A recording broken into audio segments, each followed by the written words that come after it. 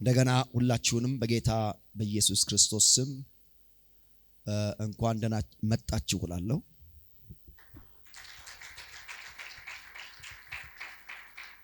ሁልጊዜ ማወቅ የሚገባን አንድ ነገር በእኛ መሰባሰብ ውስጥ ብቸኛ ጌታ፣ ብቸኛ ንጉሥ እና ብቸኛ መምህር ኢየሱስ ነው። መጽሐፍ ቅዱስ ልጆችሽ ከእግዚአብሔር የተማሩ ይሆናሉ፣ የልጆችሽም ሰላም የበዛ ይሆናል ይላል። አሜን። ስለዚህ እውነተኛው መምህር እሱ ልንሰማ እሱን ላይ እዚህ አለን። እሱ ደግሞ መገለጥን ያበዛልናል። ትምህርቴን ከመጀመሪያ በፊት አንዳንድ ነገር መናገር እፈልጋለሁ። ይህ ትምህርት ለ5 ሳምንት እንደ ጌታ ፍቃድ ይቆያል ብዬ ተስፋ አረጋለሁ። ከ5 ሳምንት እንዳይዘል እና በመጀመሪያዎቹ 4 ሳምንታት ሳስተምር የተፈጠረባችሁን ጥያቄዎች አሁን ዛሬ ሳስተምር የተፈጠረባችሁ ጥያቄ ካለ የጋብቻና ቤተሰብ አስተባባሪዎች ጥያቄውን ከነሱ ለአንዱ መስጠት ትችላላችሁ። አንደኛዋ ከኋላ የቆመችው ያለችው ነች። አትቆምም? እሷ ትቆማለች። እሺ፣ ሌላው እዚህ ጋር የቆሙት ናቸው። ሌላ የለም? እሺ። ከነዚህ በአንዱ ለሚቀርባችሁ ከነዚህ ለአንዱ ጥያቄያችሁን ጻፍ አድርጋችሁ ይሄ ጥያቄ እንድመለስልኝ ፈልጋለሁ በሉ። 5ኛው ሳምንት ላይ ቴንክ ዩ ቁጭ በሉ። ቴንክ ዩ 5ኛው ሳምንት ላይ አንዱ የምንሰራው ስራ የእናንተን ጥያቄዎች ተዘጋጅቼ መጥቼ እሱን በተመለከተ መጽሐፍ ቅዱሳዊ ሐሳብ በገባይ መጠን መልስ ለመስጠት ሞክራለሁ ከጌታ ጋር። ከአቅሜ በላይ የሆኑትንም ደግሞ ካሉ ሰርችና በመደወል ጭምር ከኔ የተሻሉ ስኮላርሶችን እየጠየቅኩ መልስ ይዤ ለመምጣት እጥራለሁ። ስለዚህ እንድትጠይቁ አበረታታለሁ። ጥያቄ ሲፈጠርባችሁም አትቅሩ።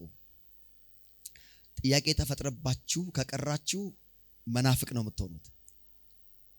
ምክንያቱም ጥያቄ የፈጠረባችሁን ሐሳብ እንጂ ቀጥሎ ያለው ነገር ስለማትማሩት ነፍቃችሁ ነው የምትሄዱት። የሆነ ቁንጽል ሐሳብ ነው የሚኖራችሁ። ስለዚህ ባሱ ፌርማታው ላይ በትክክል ቆሞ እስኪያራግፍ ድረስ ትምህርቱን መጨረስ ሙሉ ሐሳብ እንዲኖራችሁ ያደርጋል። ግልጽ ነው? አደራ፣ በጣም አደራ። ምክንያቱም የዘንድሮ ትምህርት በኔ እይታ በጣም ሲሪየስ ነው። ያምናው በተወሰነ ደረጃ ጠንከር ያለ ነበር። የዘንድሮ ደግሞ ከሱ ይበልጣል። ሴቶችን በተመለከተ ፕራክቲካል የሆኑ የጓዳ ችግሮችን በመጽሐፍ ቅዱስ እይታ ለ2 ሳምንት እናያለን። ወንዶችን በተመለከተ ምናልባት ሴቶችን በተመለከተ 2 ሳምንት ያው ከሩብ ሊሆን ይችላል። አሁን ሌት ሆነን ስለጀመረን በሚቀጥለው ግን እንደ ጌታ ፍቃድ 12 ሰዓት ቢያንስ ከ10 ትምህርቴን ለመጀመር ጥረት አደርጋለሁ። እስከዛ ጸልያለሁ። የጸሎት ጊዜ እንዳለን ታውቃላችሁና እሱን ለማድረግ ሞክራለሁ። ስለዚህ ጥያቄ የሚፈጥርባችሁን ነገር ያዙት በማስታወሻ። ከዚያ ሁለተኛው ጉዳይ ላይ ደግሞ ወንዶችን በተመለከተ ፕራክቲካል የሆነ የጓዳ ችግሮቻችንን ከመጽሐፍ ቅዱስ አንጻር ጭምር አነሳለሁ እና ይሄን ሳምንትና የሚቀጥለው ሳምንት ምናልባት የወዳኛውም ሳምንት ትንሿን ደቂቃ ሴቶች በጣም ኦፌንድ ሊያደርጋችሁ የሚችል ነገር ሊነሳ ይችል ይሆናል። ለወንድ ያደላሁ ሊመስላችሁ ይችል ይሆናል እና ካልጨረሳችሁ ትምህርቱን እሱ ለወንዶች ወንድ ስለሆነ ለወንዶች ነው የሚያደላው ብላችሁ ነው የምትሄዱት። እኔ ወንድ ነኝ። እዚህ የምቆመው ግን ወንድን ወክዬ ሳይሆን እግዚአብሔርን ወክዬ ነው። ለዚህ እግዚአብሔር አገልጋይ ነኝ እና እግዚአብሔር ለሥጋ ለባሽ ሁሉ በወንዶችና በሴቶች ባሪያዎቹ ላይ መንፈሴን አፈሳለሁ ብሏል። ስለዚህ እኔም የተዘጋጀሁት ለወንዶችና ለሴቶች ነው እና ደግሞ ወንዶች በኋላ ላይ የእናንተንም ጉዳይ ሳነሳ አሁን እኛ የምንጨፈጨፍበት ጊዜ ነው ብላችሁ መቅረት የለም። ዋናው ዓላማ መጨፍጨፍ ሳይሆን የፈራረሰውን ነገር መልሶ መገንባት ነው። ሁሉም ሰው በኤፍኤም፣ በዩቱብ፣ በቲክቶክ አይደለም ያገባና በትዳር ልምድ ውስጥ ያለ ሰው እኔ አሁን ቢያንስ ትንሽ ቢሆን 30 ዓመት የጋብቻ ጊዜን አሳልፌያለሁ። አሁን ዘንድሮ 31 ነው አይደለም ይሆነን 31 ነው እና አትሊስት ትንሽ ቢሆን ልምድ አለ። ምንም ልምድ የሌለው አንድን ሴት አሳምኖ 2 ዓመት ከአንድ ሴት ጋር ጓደኛ መሆን የማይችል ሰው በቴሌቪዥን ማን ነው በዩቲዩብ መስኮት ላይ ብቅ ብሎ ምክር ይሰጣል። እና ሰው ደግሞ በጣም የዋህ ነው። ከጥሩ ተናጋሪ እንጂ ከተሳካለት ሰው የመማር ልምድ የለንም። ሁሉ ጊዜ እየወደቀ ካለ ሰው መማር ምንም አይሰራም፣ እየተሳካለት ካለ ሰው እንጂ። ልክ ነው። ከወደቁ ሰዎች የሆነ ትምህርት እንወስዳለን። የምንከተለው ግን እነሱን አይደለም። ማን ነው የምንከተለው? የተሳካላቸው እና በዛ ደረጃ እንድትሰሙ ይፈልጋሉ። ሌላው በጌታ ፍቅር አሁንም መለመናችሁ የትዳር አጋሮቻችሁ ቢመጡ ተጠቃላችሁ ትምህርቱን ብትማሩት፣ ጓደኞቻችሁ እጭኞቻችሁ ተጠቃለው ትምህርቱን ቢማሩ አበረታታለሁ። ምክንያቱም በአንድ አይነት እሳቤ ውስጥ መቀጠል ትችላላችሁ። ሜቢ መምጣት የማይችሉ ከሆነና ባሉበት ቦታ ከሀገር ርቀው ከዚህ ከከተማ ወጥተው የሚኖሩ ከሆነ በማህበራዊ ሚዲያ ላይቭ ሊከታተሉን ይችላሉ። በማህበራዊ ሚዲያ ላይቭ ሊከታተሉን ይችላሉ። የጸጋው ቃል ሙላት ዩቲዩብ እና ፌስቡክ ላይ ያገኙናል። ስለዚህ እሱን አሁንም ቀጥታ እየሄደ ነው። እሱን ከፍተው እንዲከታተሉን ብታረጉ አንድ ሐሳብ ላይ አንድ መርከብ ላይ የመሳፈር እድል ይኖራቸዋል ማለት ነው። ከዛ ውጪ ይሄን ትምህርት ለመማር የወንጌላውያን አማኝ ወይም ጴንጤቆስጤ መሆን አያስፈልግም። ማንኛውም ስጋ ለባሽ ሁሉ ሙስሊም፣ ኦርቶዶክስ፣ ካቶሊክ፣ ዋቄ ፈታ፣ ባሃኢ፣ ሂንዱይዝም ማንም ትምህርቱን መማር ይችላል። ከዛ ከትምህርቱ ቀጥሎ እኛ ምናምነው ኢየሱስን ከተከተለ ደስ ይለናል። ካልተከተለ ግን ቢያንስ የሱ የትዳር ህይወት የተቃናበት ሁኔታ ሲኖር ለምድራችን በረከት ይሆናል ማለት ነው። ስለዚህ ማንንም ሰው መጋበዝ ትችላላችሁ። ማንንም ሰው መምጣት እንደሚችልም አሁን ላይፍ ድንገት ገብተው ያያሉ ሰዎች ካሉ እነሱንም ለሌሎች ሰዎች ሁሉ ሼር እንዲያደርጉ እና እነሱም ከቻሉ እንዲመጡ አበረታታለሁ። እነዚህ እንግዲህ ወሳኝ የሚባሉ ማስታወቂያዎች ናቸው። ትምህርቱን ተምራችሁ ለመጨረስ ጸልዩ። ሁልጊዜ የምትወዱት ነገር ውስጥ መቆየት እንድትችሉ መጸለይ ያስፈልጋል። አለበለዚያ በጣም ድንቅ ነው ይሄንንም አልቀርም ብላችሁ ላትመጡ እንደምትችሉ እነግራችኋለሁ። ምክንያቱም ብዙ ተግዳሮቶች ያጋጥሟችኋል። ስትጸልዩ ግን በመልካም ሁኔታ ውስጥ መቆየት ይቻላል። አሞጽ 9:11 ለዚህ ትምህርት መነሻ እንዲሆነኝ የፈለኩት ጉዳይ ነው። ነብዩ አሞጽ በመጽሐፍ ቅዱስ ዳሰሳ ትንሽ አይነት ነገር ላርግና ከዛ እንትን አረጋለሁ። አንተ አውጣው እስከዛ። ነብዩ አሞጽ አይሁዳዊ ነው። እስራኤል በሱ አገልግሎት ዘመን 2 ቦታ ተከፍሏል። 2 ቦታ መከፈል ብቻ ሳይሆን አንዳንድ ችግሮችም ነበሩ። በ750 እሱ ከይሁዳ ምድር መጥቶ እስራኤል ምድር ላይ ነው ወንጌል ነው ትንቢት እየተነበየ ያለው። እስራኤል ማለት 10 ነገር ላይ ማለት ነው። 10 ነገር ተኩል እና እሱ የተወለደው 1 ነገር ተኩል በነበረበት የዳዊት አገዛዝ በቀጠለበት ቦታ ላይ ነው የተወለደው። መጥቶ የሚሰብከው እና ትንቢት የሚናገረው ግን እዚህኛው ላይ ነው። እና በሱ ጊዜ ኢዮርብዓም ሁለተኛው ንጉስ ኢዮርብዓም ሁለተኛው ንጉስ በነበረበት ዘመን ነው እሱ ሊተነብይ የተነሳው። እና ዋነኛው በይሁዳ ይወለድ እንጂ ዋነኛው መልእክቱ በእስራኤል ላይ ስለሚመጣው ፍርድ ነው። ምን አልኩኝ? በእስራኤል ላይ በደቡቡ በእስራኤል ላይ ስለሚመጣው ፍርድ ነው በጣም እየተነበየ ያለው። በእስራኤል ላይ ስለሚመጣው ፍርድ ተንብዮ መጨረሻ ላይ ስለ እስራኤል ተስፋ የሚናገርበት ፓርት ነው። ከፍርድ ቀጥሎ ተስፋን የሚናገር እግዚአብሔር ሁል ጊዜ መልካም አምላክ ነው። አሜን። እንትን የሆነ ጥፋት መጥፎ ነገር ብቻ ቢናገር አይደለም። ሁል ጊዜ በየትኛውም ሁኔታ ውስጥ የምስራች አለው። የህይወት ታሪካችን በችግር አያበቃም። በየምስራች ነው የሚደመደመው። በየምስራች ነው ሁል ጊዜ እንዲቀጥል እግዚአብሔር የሚያደርገው። ክብር ለስሙ ይሁን እና እሱ በሚተነብይበት ጊዜ እሱ የሚናገረውን ፍርድ መናገር በጣም በጣም ጨካኝና እግዚአብሔርን የሚያምን ሰው ብቻ መሆን ያስፈልጋል። ምክንያቱም ያ ጊዜ እስራኤል በጣም የበለጸገችበት ጊዜ ነው። ከፍተኛ መከናወን የነበረበት ጊዜ ነው። በዚያ የመከናወን ወቅት ላይ ስለ ፍርድ መናገር እብደት ነው የሚመስለው እና በዚህ ሁኔታ ውስጥ ብዙ ፍርድን ከተናገረ በኋላ ምዕራፍ 9 ቁጥር 11 ላይ ይህን ተስፋ ይናገራል። በዚያን ቀን የወደቀችውን የዳዊትን ድንኳን አነሳለሁ፣ የተናደውንም ቅጥሯን እጠግናለሁ፣ የፈረሰውንም አድሳለሁ፣ እንደ ቀደመውም ዘመን እሰራታለሁ። ይኸውም በቃ ሃሌሉያ ምን አደርጋለሁ አለ? የዳዊትን ድንኳን አነሳለሁ፣ የፈረሰውን ቅጥሯን እሰራለሁ፣ እንደ ቀድሞ አድሳታለሁ። ሃሌሉያ። በጣም የሚገርመው ነገር እግዚአብሔር በየትኛውም ዘመን ችግር እንደሚያጋጥመን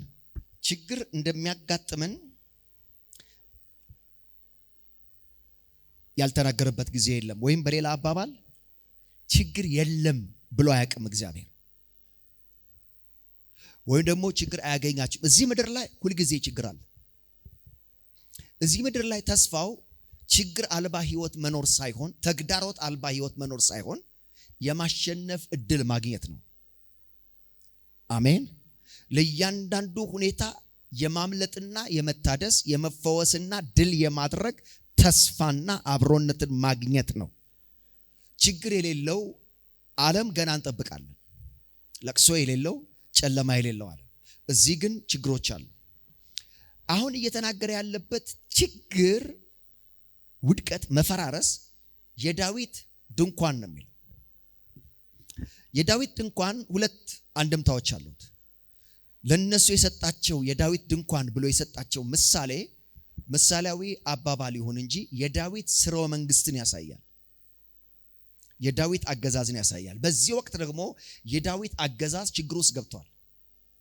10 ነገር ተኩል ወጥቷል ከዳዊት አገዛዝ። 1 ነገር ተኩል ነው በዳዊት አገዛዝ ውስጥ እየቀጠለ ያለው። በኢዮርብዓም ጊዜ ሮብዓምና ኢዮርብዓም ልጁ የሰለሞን ልጅ ሮብዓም ንጉስ በነበረ ጊዜ ኢዮርብዓም ይዞ ተገንጥሏል። ስለዚህ ከዚያ ወቅት ጀምሮ በብዙ አቅጣጫ የዳዊት ዙፋን ወይም ስርወ መንግስት አደጋ ያጋጠመው በጦርነቶች ከእስራኤልም ጋራ ከሌሎችም ጋራ በሚያጋጥመው ጦርነቶች የይሁዳ የተባለው ክፍል ተግዳሮት ውስጥ አልፏል። ስለዚህ ሁሉም ሰው ያ ዳዊት አንድ አድርጎ ህዝቡን አስተባብሮ ይገዛ የነበረው ከስኬታቸው የተነሳ እኔ በዚህ አይነት ቤት ውስጥ እየኖርኩኝ እግዚአብሔር እንዴት ነው በድንኳን የሚኖረው የተባለበትን ያን ዘመን ንጉስ ሰለሞን ደግሞ ከፍ አድርጎ በቀን ከ1000 በላይ በግና ከብት የሚታረድበት ያን ዘመን ህዝቡ ይናፍቃል። ስለዚህ መጥቶ እንደገና አነሳታለሁ ይላል። ሌላኛውና ቀጥተኛው የዳዊት ድንኳን ምሳሌ አሕዛብን ያቀፈ የእግዚአብሔር ተስፋ ነው። ማንን ያቀፈ? አሕዛብን ያቀፈ። ይህንንም ሐዋርያ ሥራ ምዕራፍ 15 ላይ ሐዋርያቶች ሲያነሱት እናያለን። የዳዊት ድንኳን ሐዋርያ ሥራ 15 ከ16 ከ18 የዳዊት ድንኳን ይሄ መቅደስ፣ ቅድስተ ቅዱሳን፣ አደባባይ ብለን ምናነሳዋል። እነዚህ ሁሉ አሕዛብ ሊገቡበት ያልተፈቀደላቸው ቦታ ነው። ነገር ግን አሕዛብ የእስራኤልን አምላክ ማምለክ ከፈለጉ የሚያደርጉት ነገር ምንድነው? ዳዊት የሰራላቸው ሌላ ድንኳን አለ። እዚያ ውስጥ ጠጋ ብለው ወደ መቅደሱ እዚያ ውስጥ ይሆናሉ እና አሁን እሱ ሁሉ ቀርቷል። ስለዚህ እግዚአብሔር ይሄ ትንቢታዊ ቃል አንዱ መልእክት እግዚአብሔር አሕዛብን እንደሚያቅፍ በዘላለማዊው መንግስት ውስጥ ከዳዊት ዘር በሚወጣው በመሲሁ በክርስቶስ ዘላለማዊ አገዛዝ ውስጥ አሕዛብን እንደሚያቅፍ የሚያሳይ ትንቢታዊ መልእክት ነው። ሐዋርያት ሥራ 15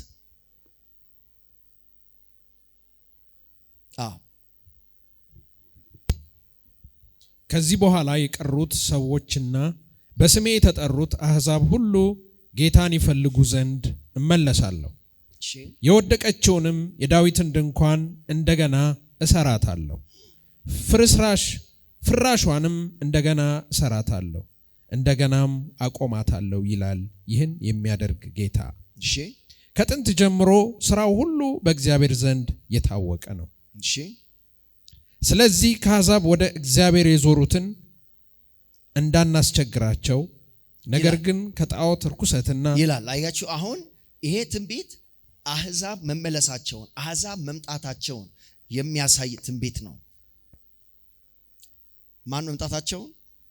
አሕዛብን። እግዚአብሔር በመሲሁ ያሰበው መንግስት አሕዛብን የሚያቅፍ ነው የሚለውን ያሳየናል። እና አሕዛብ ወደ እግዚአብሔር መንግስት ወደ መሲሁ አሰራር እንደሚሰበሰቡ የሚያሳይ ትንቢታዊ መንገድ ነው። እኔ ግን እዚህ ውስጥ ይሄን ሁሉ ታሪካዊ ዳራ ከሰጠኋችሁ በኋላ ልነግራችሁ የምፈልጋቸው ጭብጦች አሉ። የመጀመሪያውና ዋነኛው መንገር የምፈልገው ጭብጥ የትኛውም ነገር በምድር ላይ የመፈራረስ እድል አለው። የትኛውም ነገር የትኛውም ሁኔታ የመፈራረስ እድል አለው።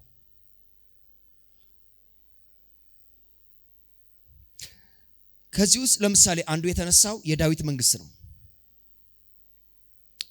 የዳዊት መንግስት ወይም የዳዊት ድንኳን ፈርሷል፣ ስለዚህ እንደገና እሰራለሁ ነው እያለ ያለው። አንደኛ ሳሙኤል 13 ላይ እግዚአብሔር ቁጥር 13 ጀምሮ እግዚአብሔር ዳዊትን ሲጠራው ሰው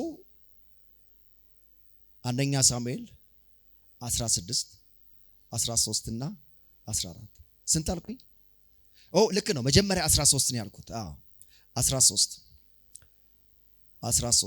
እንዲያውም ይነበብ እሱ 13 እና 14 ሳሙኤልም ሳኦልን አላበጀህም፣ አምላክህ እግዚአብሔር ያዘዘህን ትእዛዝ አልጠበቅህም። ዛሬ እግዚአብሔር መንግስትህን በእስራኤል ላይ ለዘላለም አጽንቶልህ ነበር። አሁንም መንግስትህ አይጸናም። እሺ፣ እግዚአብሔር እንደ ልቡ የሆነ ሰው መርጧል። እንደምን የሆነ ሰው? እንደ ልቡ። ኦኬ፣ ማን ነው እንደ ልቡ የሆነ ሰው? ይሄን ሐሳብ ይዛችሁ ሳሙኤልን ምዕራፍ 16 ላይ ሂድልኝ። ምዕራፍ 16 ቁጥር 1 ላይ እግዚአብሔር ሳሙኤልን አሁን እግዚአብሔር ይሄን ከወሰነ በኋላ የሚቀባውን ሰው ገና ለባሪያው አላመለከተም፣ ግን አንድ ነገር ወስኗል። እንደ ልቡ የሆነን ሰው ፈልጎ አግኝቷል። ስለዚህ የሳኦል ንግስና አብቅቷል። ያ እንደ ልቡ የሆነ ሰው ማን ነው አያውቅም። ይሄንን እስኪያውቅ ድረስ ሳሙኤል ምን ነበር የሚያደርገው? ስለ ሳኦል ይጸልያል። እባክህ ሳኦልን ማረው፣ እባክህ ሳኦልን አስበው፣ እባክህ ሳኦልን። ምክንያቱም ሌላ ንጉሥ አያውቅም። አንድ ቀን ግን እግዚአብሔር ብቅ አለና ለናኩት ለሳኦል እስከ መቼ ነው የምትጸልየው? አሁን ተጀመረ ማለት ነው። ቀጥል። እግዚአብሔርም ሳሙኤልን በእስራኤል ላይ እንዳይነግስ ለናኩት ለሳኦል የምታለቅስለት እስከ መቼ ነው? በቀንድህ ዘይቱን ሞልተህ ሂድ፣ በልጆቹ መካከል ንጉሥ አዘጋጅቻለሁና ወደ እሰይ ወደ ቤተልሔም ልካለሁ አለው። ንጉሥ አዘጋጅቻለሁ ከእሴይ ልጆች። ስለዚህ ዳዊትን እግዚአብሔር ራሱ እየሰራው ያመጣው ነው ማለት ነው። ፈልጎ ያገኘው ነው። ለዚህ ነው በመዝሙር 89 ላይ ባሪያዬን ዳዊትን አገኘሁት ይላል። ፈልጎ ያገኘው ነው። እና እግዚአብሔር ደግሞ ዳዊትን ፈልጎ ሲያገኘው ተክለሰውነቱ፣ ቁመናው ወዘተ አይደለም። ምዕራፍ 7 ላይ እንደዚህ ይላል። እግዚአብሔር ፊት በአለባበሳችን ትኩረቱን አንስብም፣ በሀብታችን ትኩረቱን አንስብም። ስፖርት ሰርተንም ትኩረቱን አንስብም። እነዚህ ሁሉ ጥሩ ናቸው አይደል? ጥሩ ናቸው። ስፖርት መስራት፣ ሰውነትን በአግባቡ መያዝ አንዱ የእግዚአብሔርን ማደሪያ በጥንቃቄ መያዝ ስለሆነ፣ ግን በየትኛውም ውጫዊ ነገራችን እግዚአብሔርን አንስብም። አንብበው 16:7 16:7 አሁን ትንሽ ጊዜ እዚያው 16 ላይ ነው የምንቆየው። እግዚአብሔር ግን ሳሙኤልን ፊቱን የቁመቱንም ዘለግታ አትይ፣ ሰው እንዲያይ እግዚአብሔር አያይምና ናቅሁት። ሰው ፊትን ያያል፣ እግዚአብሔር ግን ልብን ያያል አለው። በእግዚአብሔር ፊት እግዚአብሔርን ትኩረት የምንስበው በልባችን ነው። መንፈሳዊ አቋማችን ነው እግዚአብሔርን ትኩረት የሚስበው። አሜን። እግዚአብሔር ዳዊትን ፈልጎ ያገኘው ከእረኝነት ችሎታው ተነስቶ አይደለም። ከምኑ ነው? ልቡ። ከእረኝነት ችሎታው ይልቅ በምኑ ነው? በልቡ። ለዚህ ነው መዝሙር 78 ቁጥር 72 ላይ በልቡ ቅንነት ጠበቃቸው። አየ እግዚአብሔር የወደደለት ምኑን ነበር? የልቡን ቅንነት። ልብ ነው። ከዛ በእጁ ብልሃት ደግሞ መራቸው ይላል። ሃሌሉያ። በዚህ ምዕራፍ 16 ቁጥር 13 ላይ አሁን እያሳየኋችሁ ያለሁት ዳዊት እንዴት በጥንቃቄ እንደተመረጠ። የእግዚአብሔር ሰው ሳያቅ ተመርጧል። የእግዚአብሔር ሰው ደግሞ ሊቀባ ሲመጣ እግዚአብሔር እንዴት ሊመርጠው እንደቻለ ቁመቱን፣ ትከሻውን ምናምን ሳይሆን ልቡን እንደሚያይ ልቡን አይቶ እንደመረጠው ለእግዚአብሔርም ሰው እየነገረው ነው። የእግዚአብሔርንም ሰው አቋም እያስተካከለ። ምክንያቱም የእግዚአብሔር ሰው አስቀድሞ ሳኦልን ሲቀባ ሳኦል ትከሻው ሰፊ ነበር እና አይ ጌታ አመራረጥ እኮ ያውቃል አለ። ከልምድ ተነስቶ ኖ እንደሱ አልሰራም። ልብን ያያል። እንዲህ ተፈልፍሎ የተመረጠ ሰውዬ ነው ፈረሰ የሚባለው ሰው እና ቁጥር 13 ሳሙኤልም የዘይቱን ቀንድ ወስዶ በወንድሞቹ መካከል ቀባው። የእግዚአብሔርን መንፈስ ከዚያ ቀን ጀምሮ በዳዊት ላይ በኃይል መጣ። የሚገርም ነው። ሳሙኤልም ተነስቶ በቃ የእግዚአብሔር መንፈስ ከዚያ ቀን ጀምሮ በሳኦል ላይ በኃይል መጣ ይላል።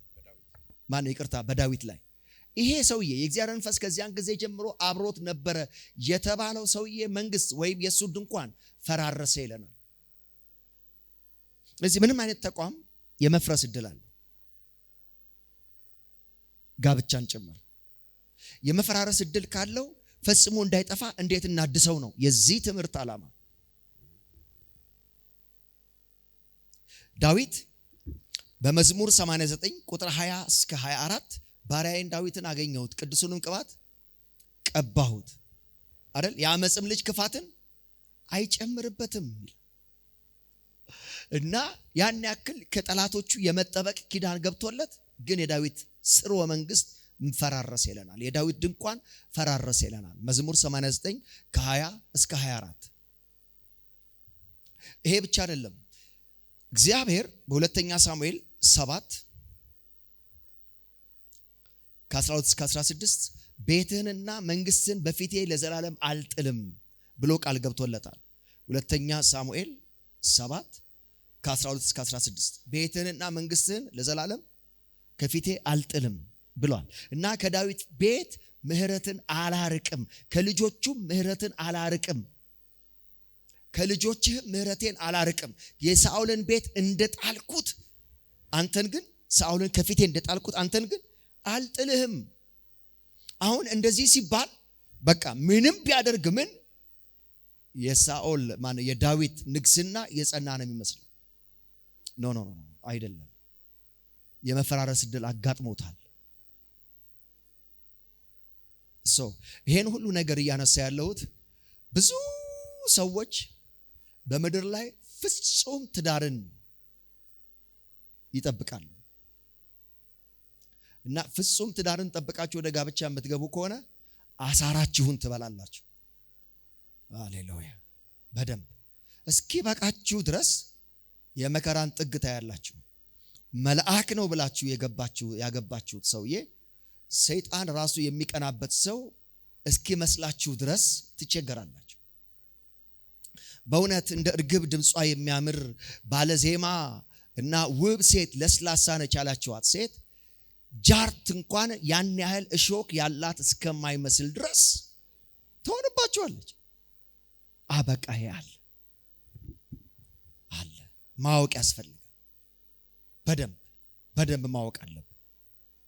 ይፈራርሳል፣ ችግር አለ፣ ተግዳሮት አለ።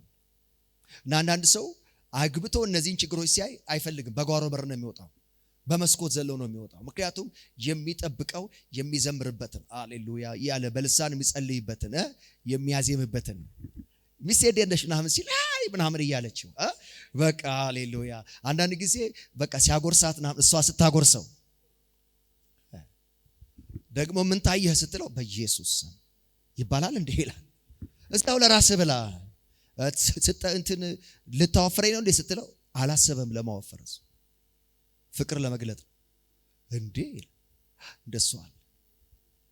በደንብ ችግሮች አሉ። ለዚህ ማወቅ አለብን። ጳውሎስ እኮ ለዚህ ነው ያገቡ ሰዎች ያሳዝኑኛል አለ። አንደኛ ቆሮንቶስ 7:28 ይኸውላችሁ እሱ እስኪያወጣው ድረስ እዚህ የጋብቻ መጽሐፌ የታረኩት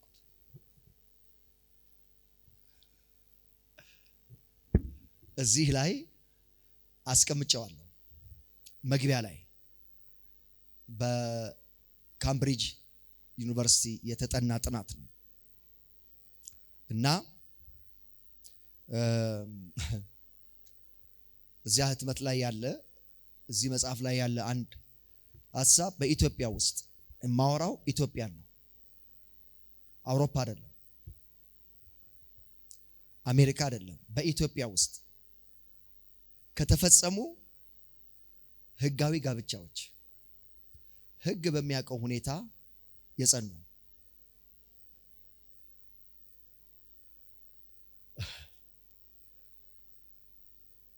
ከ55% አያልፉም።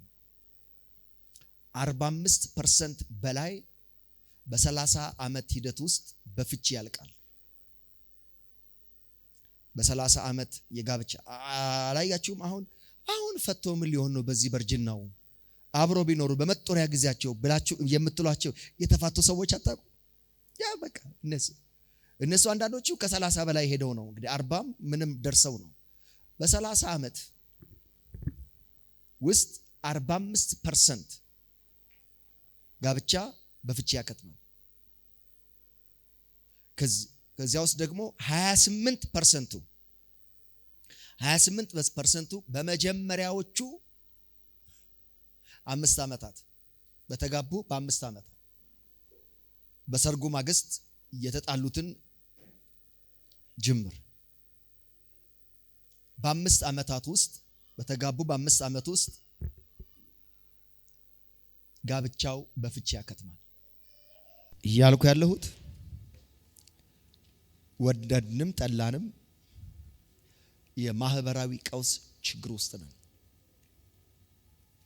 አንድ ጥቅስ ላሳያችሁ። አንደኛ ቆሮንቶስ ምዕራፍ 7 ላይ እስቲ ቁጥር 9 ላይ አንብብልኝ። አሁን አንደኛ ቆሮንቶስ 7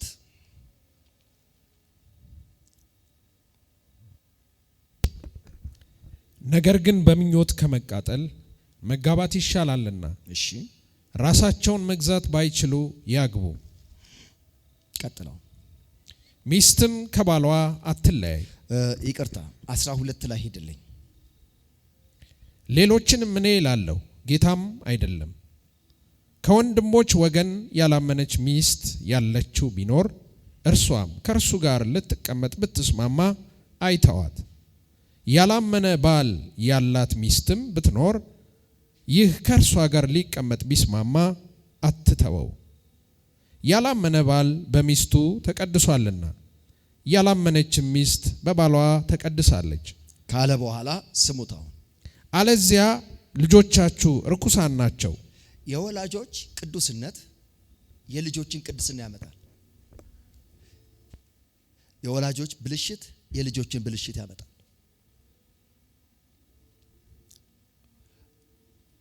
ልጆቻችሁ ከናንተ በላይ ምርጥ ሚስት መሆን አይችሉም። ልጆቻችሁ ከናንተ በላይ ምርጥ ባል መሆን አይችሉም። ልጆቻችሁ ጥሩ ቤተሰብ እንዲመሩ የምታሳዩአቸው እናንተ ናችሁ።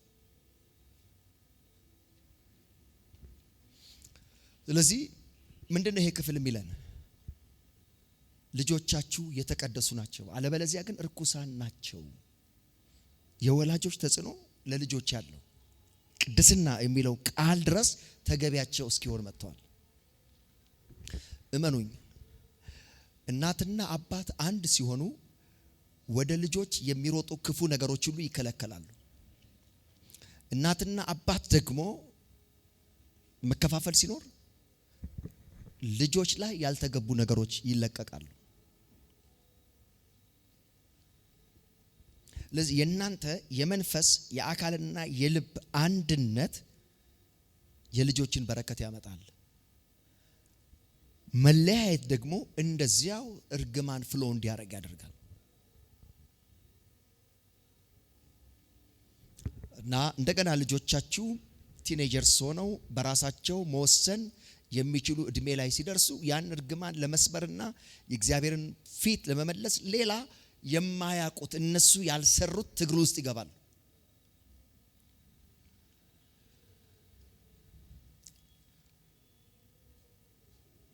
ወደ ዋናው ትምህርቴ ገና አልገባውም። መግቢያ ነው እየሰጠኋቸው ያለሁት። አንዳንድ ነገር ግን ልብ በሉ።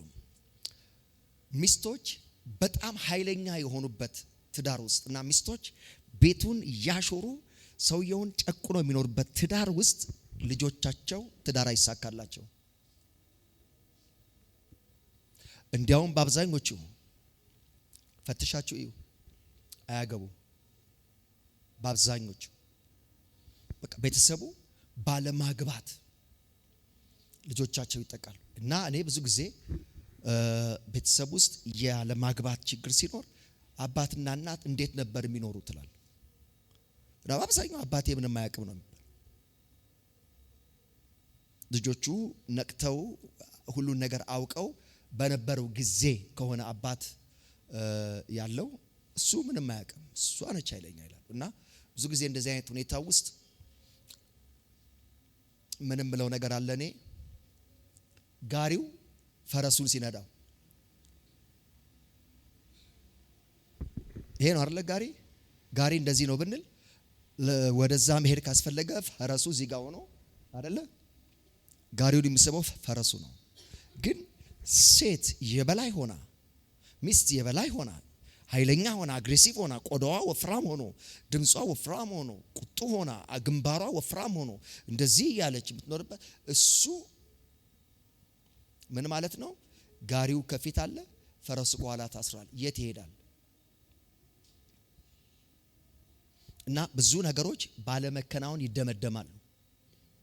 በሷ ጥንካሬ ነው ያለ ነው የምትሉት ነገር መደምደሚያው ብዙ ብልሽቶች ነው የሚሆነው። እግዚአብሔር የሥርዓት አምላክ ነው፣ የኦርደር አምላክ ነው። ሥርዓት እንዲጠበቅ እግዚአብሔር ይፈልጋል። አሜን። በዚህ ዘመን ዲሞክራሲ ተጽዕኖ ያደረገበት የቤተ ክርስቲያን አገልግሎት እንደበዛ እናውቃለን።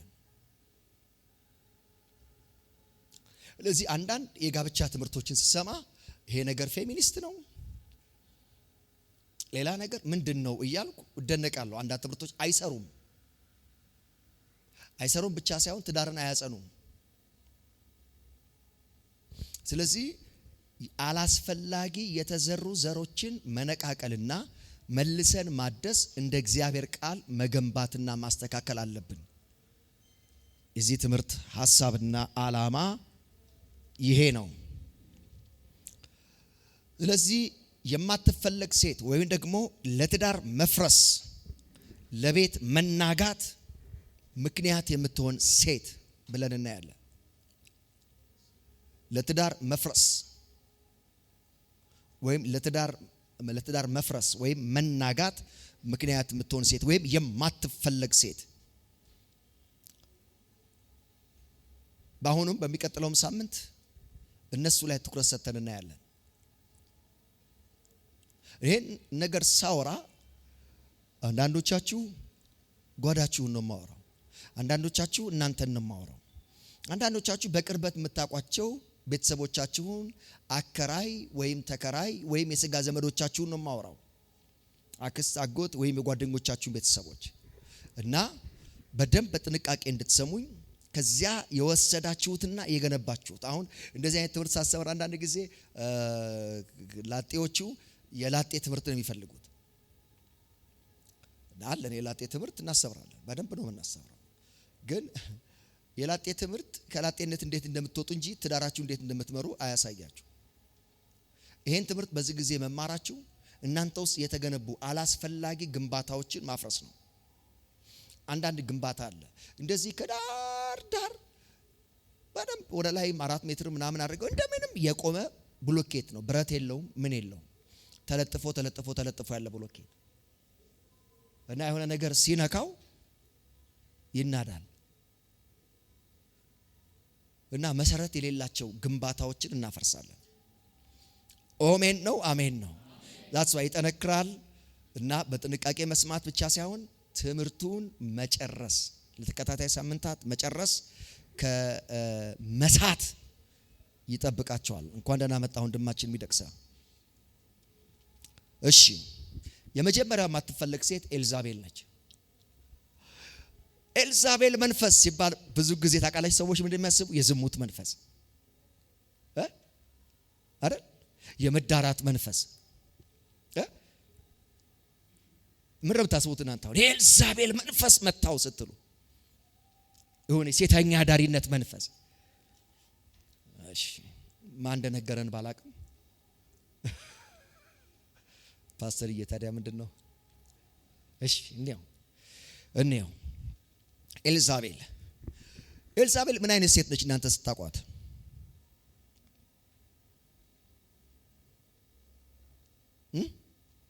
የመጀመሪያው የኤልዛቤል መንፈስ ምንድነው የሚዋጋው? ማንን ነው የሚዋጋው? ራእይ ምዕራፍ 2 ቁጥር 20ንም ትይዝልኛለህ። አንደኛ ነገሥት 19 ላይ ነው በጣም የምንቆየው። አንደኛ ነገሥት 19 ላይ በጣም እንቆያለን። ራእይ 2:20 ግን አንብብልኝ። ዳሩ ግን ነቢይ ነኝ የምትለውን ባሪያዎቼንም እንዲሴስኑና ለጣዖት የታረደውን እንዲበሉ የምታስተምረውንና የምታስተውን ያቺን ሴት ምንድነኝ የምትል? ነቢይ ነኝ የምትል ያቺን ሴት ያቺን ሴት ኤልዛቤልን ስለምትተዋት የምነቅፍብህ ነገር አለኝ። ኤልዛቤልን ስለምትተዋት ባይዘው ኤልዛቤልን አትተዋት ነው የተባለው። ኤልዛቤልን መተው ብክለትን ማብዛት ነው። ምን ማብዛት ነው? የኤልዛቤል ብክለት ሀገርን ያጠፋል፣ ቤተክርስቲያንን ያጠፋል፣ ቤተሰብን ያጠፋል። በጣም አደገኛ ክፉ መርዝ አላት። ስለዚህ ኤልዛቤልን በተመለከተ የተባለው ነገር አትተወው ነው፣ ወይም አትተዋት ነው። ስለዚህ አሁን የማስተምረው ትምህርት አንዱ ነገር ምንድነው? እኔና እናንተ በመጀመሪያ እንደ ቤተክርስቲያን ኤልዛቤል እናጠፋለን። ምክንያቱም የእግዚአብሔር ቃል ምንድነው? በሁለት በኩል የተሳለ ሰይፍ ነው። ቃሉ ሲለቀቅ ምንድነው የምታረገው? የሆነን መንፈስ ታርጅዋለሽ። ሰው አንዳንድ ክፋት መናፍስቶችን የምንመታው በእግዚአብሔር ቃል። ለዚህ ነው ኢየሱስ ክርስቶስ እውነትን ታውቃላችሁ፣ እውነትም ነፃ ያወጣችኋል። አሜን። እና ኤልዛቤልን እናርዳለን፣ አንተዋትም። ከዚያ ደግሞ ከቤታችሁ ታስወጣታላችሁ፣ ከአይምሯችሁ፣ ከልቦናችሁ፣ ከህይወት ልምምዳችሁ ኤልዛቤልን ታባርራላችሁ። አሜን። የኤልዛቤል የመጀመሪያ ስራ ምንድነው ብንል፣ ኤልዛቤል ዋነኛ የምትታወቅበት መንገድ የተቀቡ ሰዎችን ማጥቃት ነው።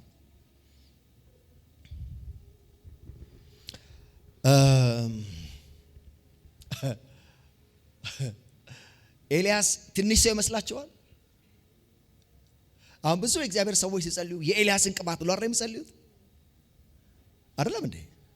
ኤልያስ ቅባት ያስተላለፈ ሰው ነው። ኤልያስ በአዲስ ኪዳን በኤልያስ መንፈስ የመጣ የተባለው ማን ነው? መጥምቁ ዮሐንስ ነው። በሚልኪያስ ምዕራፍ 4 ላይ እግዚአብሔር ራሱ መልሼ እልክላችኋለሁ ያለው ማንን ነው? እግዚአብሔር የሚፈልገው ነብይ ነው ኤልያስ። የኤልያስ ቅባት በእግዚአብሔር ዘንድ በጣም ይፈለጋል። ለምን? አስታራቂ ነው። የሰላም ቅባት ነው። ለእውነት ለፍትህ የሚቆም ቅባት ነው። መንግስታትን የሚያናውጥ ቅባት ነው የኤልያስ ቅባት። አክዓብን ጸጥ ነው ያደረገው። ሰማይ ዘግተው ጸጥ። የዋዛ አይደለም የኤልያስ ቅባት። ኤልዛቤል ግን አርበደበደችው። እንዲሸሽ ነው ያደረገችው።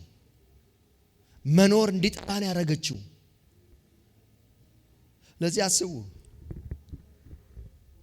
የኤልዛቤል መንፈስ ኤልዛቤል ጋራ የሚኖር ሰው አገልግሎት ማቆም ቢመኝ፣ ከትዳሩ ብን ብሎ መጥፋት ቢመኝ አትፍረዱበት። የኤልዛቤል ክፋቱ ከባዷ ነገር የተቀባን ሰው ትኩረት አድርጎ የሚመታ ነው።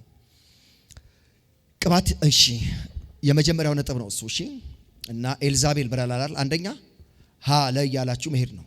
ሀ ቅባት የተሸከሙ ሰዎችን በማጥቃት የሚታወቅ ማንነት ነው ኤልዛቤል መንፈስ።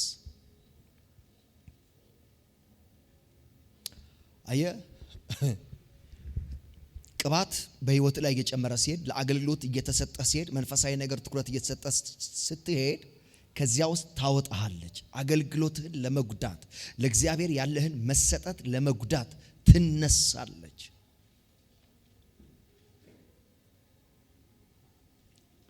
በቃ ማገልገል አቆማለሁ እስክትል ድረስ በሮጥ አይደለም። ቸርች ባል አይደለም። መጀመሪያ ቤትህን አስተዳደር። እንደዚህ አይደለም። በዚህ በኩል ግራ ነው የምታጋባ። እና ቅባት እየጨመረ ሲሄድ አንዱ ሊያጠቃ የሚመጣው የኤልዛቤል መንፈስ ነው።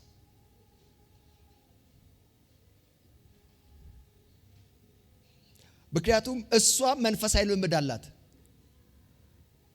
ነብይ ነኝ ትላለች አላት። እኔ እኮ ጌታን ጠልቼ እኮ አይደለም እንደዚህ ምለ ትላለች። እኔ እኮ በማገልገል ጥላቻ አይደለም፣ ግን ማርቆስ ሉቃስና ምን ብላ ዱም በአንድ ጊዜ ከተቀባ ሰው ወደ ኖርማል ሰውነት፣ እኔ ከአባቶች አልበልጥም ውሰደኝ እስከ መቼ ማለት ይጀምራል። ባንድ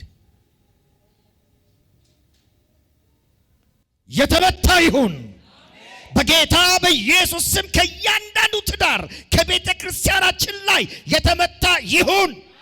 እግዚአብሔር እያስነሳቸው ያሉ ሰዎች ይቀጥሉ ዘንድ ኤልዛቤልን እንመታለን።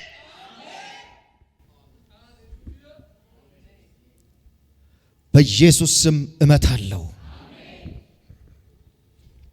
ያቺ ሴት ይላል ስለምትፈቅድላት ይላል ኖ ማለት አለብን ኤልዛቤልን።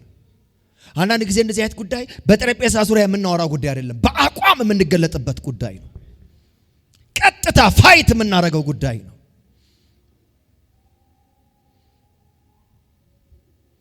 ኤልዛቤል አንዱ ስራዋ ይሄ ነው።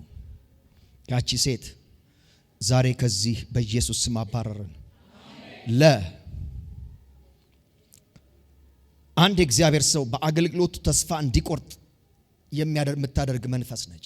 ማለት የማድረግ ኃይል አላት። አንድ እግዚአብሔር ሰው በአገልግሎቱ ተስፋ እንዲቆርጥ የማድረግ ኃይል አላት። አንደኛ ነገሥት 19:4 አንብበው።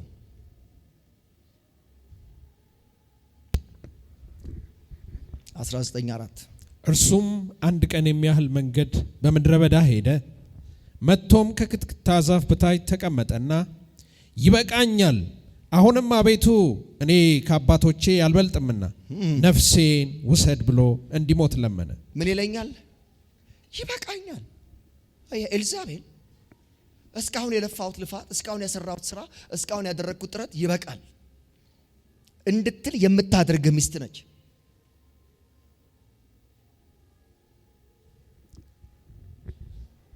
በቃ እንድትል ኤልያስን የሚያክል የበዓል ነቢያትን ያሳረደ ባይዘወይ አክቹአሊ በኋላ ላይ ነጥቡም ላይ እመጣለሁ።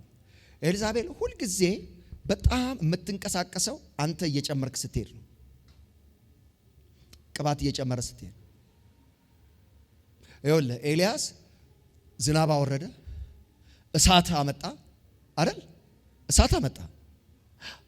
ሌሎቹ ቢጨፍሩ እሳት አልመጣም። ኤልያስ ግን በእሳት ይመልስ ሲል እሳት ወረደ። ከዛስ ዝናብ መጣ። ከዚያ የበዓል ነቢያትንና ካህናትን አረደ። የቅባት ደረጃው ከፍ እያለ መጣ። አሁን እንዲህ ባደረገ ማግስት ሰው ሞት ሲመኝ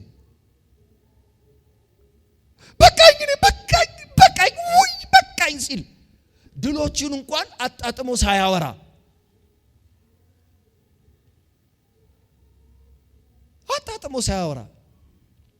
ባንዴ በቃኝ እንዲል ማለት ቀላል አይደለም። ይሄ ታስዋይ አሁን ብዙ ጊዜ እኔ ያገቡ ሰዎች እንኳን እሺ ማይቅርታ ያላገቡ ሰዎች እንኳን እሺ ያላገቡ ሰዎች ሁሉ ነገር ፍጹም ስለሚመስላቸው አይደል? እሺ ግን ያገቡ ሰዎች ይችን የመሰለች መልአክ ሚስቱ ልክ አብረው በትዳር ከሷ ጋር የኖሩ ይመስል እንዴት ትቶ ይወጣል? እንዴት እሷ ላይ እጁን ይሰነዝራል?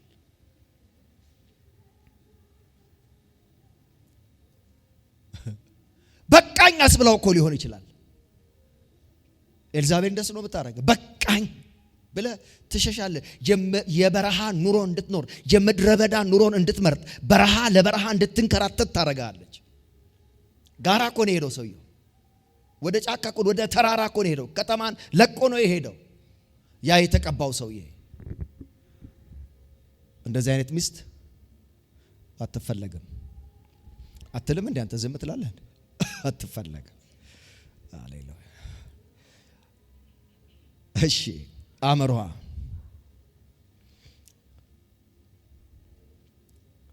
በአገልግሎትና በህይወትህ እንድትቆዝም ታደርጋለች። ምን አረገ ኤልያስ? መኖር ምን ይሰራልኛል? እኔ ከአባቶቼ አልበልጥም። በአገልግሎትና በህይወትህ እንድትቆዝም እና ዝም ብለህ ትፈዛለህ። ህይወት ግራ ይገባሃል። መኖር ግራ ትቆዝማለህ። አሁን እሷን ፈትቼ ቸርች ምን ይለኛል? አሁን እሷን ፈትቼ ማህበረሰቡ ምን ይለኛል? አገልግሎት እንዴት አስቀጥላለሁ? አረ የልጆቼስ ጉዳይ ሰው እሺ ያለውን ይበል። ልጆቼስ እንዴት ይሆናል? አይ በቃች ያብሬ ኑር ወይ ግን ፊቷ እኮ እና በቃኝ እያልክ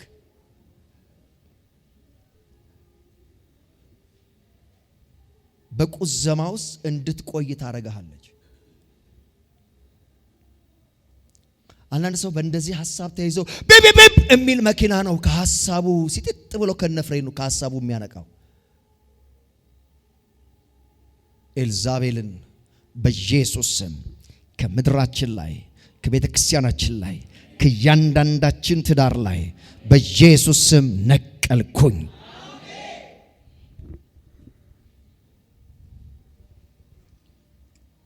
ሉካቲት የኤልያስ አገልግሎት ጥሩ ነው። ጥሩ አልሆነለትም። ኤልያስ አገልግሎቱ አልተሳካም። ይደክሳል። ተሳክቶለታል። እሳት ወርዷል። ዝናብ መጥቷል። የበዓል ነቢያት ስኬት ላይ ነው ያለው። አንድ ሰው ስራው እየሆነለት እድገት እያገኘ በማህበረሰቡ ዘንድ ያለው ቅቡልነት እየተሻሻለለት መኖር በቃኝ የሚልበት ምክንያት ምንድን ነው? ኤልዛቤል ነች። ይህን የምታስብለው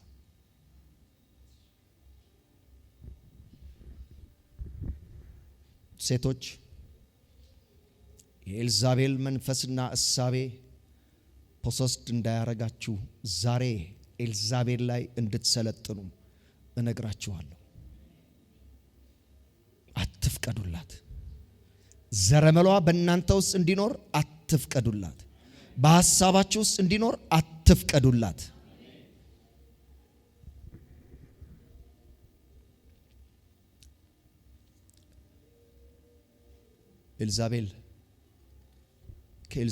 ኤልዛቤል ሌላኛው ባህሪዋ ጓደኛና አገልግሎት ተወስንብሃለች። ጓደኛና አገልግሎት ከምትፈልጋቸው ሰዎች ጋር ጓደኛ እንድትሆን አትፈቅድልህም። የምትፈልገውን ነገር እንድታገለግል አትፈቅድልህም። ትለይሃለች። ከመልካም ወዳጆች ትለይሃለች። አንደኛ ነገሥት ምዕራፍ 19 ቁጥር 2 እና 3 ላይ ረጅም ዘመን ያገለገለው ሎሌ የነበረው ነብዩ ኤልያስ አንደኛ ነገሥት 19 2 እና 3 ረጅም ዘመን ያገለገለው የልብ ጓደኛ ሚስጥሩን የሚያውቅ በድካሙ በጥንካሬውም አብሮት የነበረ ሎሌ ነበረው። ለየችው የኤልዛቤል ጦርነት ያን የመሰለ ወዳጁን በቤርሳቤህ እንዲተው አደረገችው። አንብበው አንደኛ ነገሥት 19 2 እና 3 እሺ። ኤልዛቤልም ነገ በዚህ ጊዜ ነፍስህን ከእነዚህ እንደ አንዲቱ ነፍስ ባላደርጋት አማልክቴን ያደርጉብኝ ይህንም ይጨምሩብኝ ብላ ወደ ኤልያስ መልእክተኛ ላከች። ኤልያስም ፈርቶ ተነሳ፣ ነፍሱንም ሊያድን ሄደ። በይሁዳም ወዳለው ወደ ቤርሳቤ መጥቶ ብላቴናውን በዚያ ተወ። አያው ተለየ። ከከሌ ጋር ላይ አልፈልግም ትላለች። እኔ አባትህ ደጋግሞ መደወላቸው ደስ አይለኝም ትላለች። አንተ ራስህ የአባትህን ስልክ ስታይ የውሽማ ስልክ እስኪመስልህ ድረስ ትደነግጣለህ እና ብለህ ነው የምታየው። ኤልዛቤል እንደሱ ነው። ስልክህን ትቆጣጠራለች፣ የሚደውልልን ሰዎች ትቆጣጠራለች፣ ሰላም የምትላቸውን ሰዎች ትቆጣጠራለች፣ አብረህ ምሳ የምትበላቸውን ሰዎች ትቆጣጠራለች። የት ነው የዋልከው ትላለች፣ ከማን ጋር ነበርክ ትላለች፣ ከሰውዬ ጋር ትሁን ብዬ አልነበረም ወይ ትላለች። አንተ በህይወት ውስጥ ወሳኝ የምትላቸውን ሰዎች እንድታጣ ትጫናሃለች። አይጠማትም። በቃ አንተን የሚወዱ እና ላንተ እድገት ብቁ ናቸው ብላ የምታስባቸው የምትመካባቸውን ሰዎች ባንተ ዘንድ እንድትቆይ አትፈልግም። እሷ በምታስባቸው ሰዎች ምክንያቱም ኤልዛቤል በባህሪዋ የራሷን ወዳጆች በባሏ ዙሪያ ታከማቻለች። ሎካቲት የበዓል በእስራኤል ውስጥ ካህን የለም፣ ነቢይ የለም። ቤተ መንግስቱን ግን ዕጣን የሚያጥኑለት መስዋዕት የሚያቀርቡለት የሷ ሀገር ሰዎች ናቸው። ከናናውያን ናቸው። እስራኤላውያን አይደሉም፣ አሞናውያን ናቸው። አስመጥታ ነው ከሌላ ቦታ ባዕዳን ናቸው። በእስራኤል ቤት ውስጥ መጥተው የክህነት አገልግሎት የሚያገለግሉት። ስለዚህ በራሷ ሰዎች ብቻ እንድትደውል እናቷን ስትደውል፣ አባቷ ጋር ስትደውል፣ ሃሌሉያ እህቷን በስታናግር፣ ወንድሟን ሸሚዝ ስትገዛለት፣ ወንድሜ ደወለ ስትል ደግሞ ምን ፈለገ ነው የምትል እና ከራስህ ሰዎችን ታሳጣሃለች። የቁም እስረኛ እንደመሆን ያክል ነው።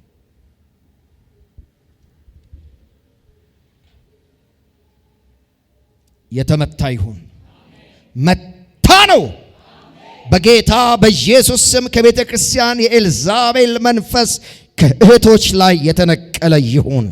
ከአይምሯቸው ከነፍሳቸው ላይ ዘረመሉን አኮላሻለሁ። አየህ፣ በሷ ውሳኔ የምትገባና የምትወጣ ከሆነ አንተ በሴት ረክሰሃል ማለት ነው። ኤልዛቤል አርካሽ ነች። በዝሙት የሚጠሩበት ምክንያት የዝሙት መንፈስ የሚሉበት ምክንያት ለዚህ ነው።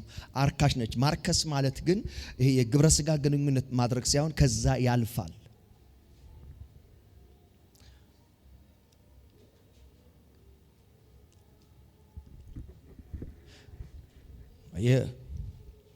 መጽሐፍ ቅዱስ ላይ ማክተሚያ የሌለው ስተት የሰሩ በሴት የረከሱ ሰዎች ናቸው። ራእይ 14 አውጣልኝ ከ4 እስከ 5 ጥቂት በሴት የረከሱና ያልረከሰ አንድ ሰው አሳያቸዋል። ራእይ 14 ከ4 እስከ 5 እሺ 4 እና 5 ከ ከሴቶች ጋር ያልረከሱ እነዚህ ናቸው፣ ድንግሎች ናቸውና። በጉ ወደሚሄድበት የሚከተሉት እነዚህ ናቸው። ለእግዚአብሔርና ለበጉ በኩራት እንዲሆኑ ከሰዎች የተዋጁ እነዚህ ናቸው። በኩራት እንዲሆኑ ማለት እንደ ዋና እንደ ምሳሌ እንደ ናሙና እንዲሆኑ እና ምንድነው የነሱ ተግባር? ሁልጊዜ በጉ በሚሄድበት ይከተሉታል። ጨርቄን ማቄን አይሉ ጌታ ብሎኛል ሲሉ የትዳር አጋራቸው ጌታ ነው ያላው ቀጥል ነው የምትለው። ኤልዛቤል ስትሆንስ እንደዛ አትልም። የኤልዛቤል መንፈስ ባህሪው ከዚያ ተቃራኒ ማስኬድ ነው። ከዚያ ተቃራኒ ማንቀሳቀስ ነው። ለምሳሌ ዘፍጥረት ምዕራፍ 3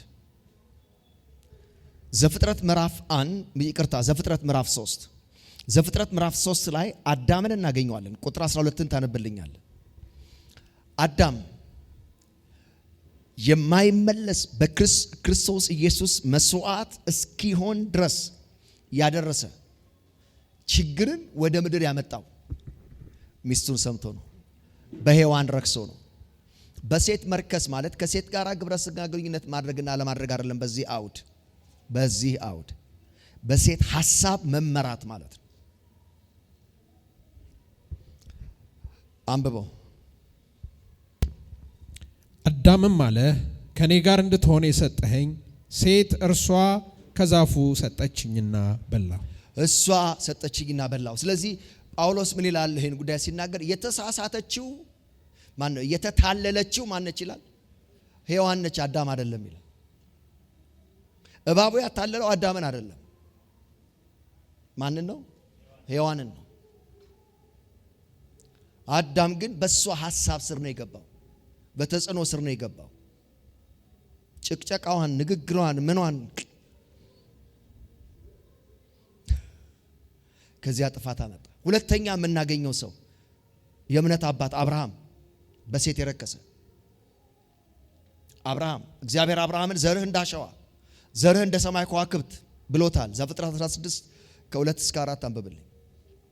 16 ከ2 እስከ 4 እንደ ምድር አሸዋ አይደል ያለው ዘርህን እንደ ሰማይ ከዋክብት። ይሄን የተባለ እግዚአብሔርን አምኖ ከዘመዶች የወጣ ሰውዬ የሆነ ወቅት ላይ ግን እግዚአብሔርን መጠበቅ የማይችልበት የሴት ምሪትን የሚከተልበት ሁኔታ ውስጥ ገባ። እስከ ዛሬ ያ ችግር አለ። እስከ ዛሬ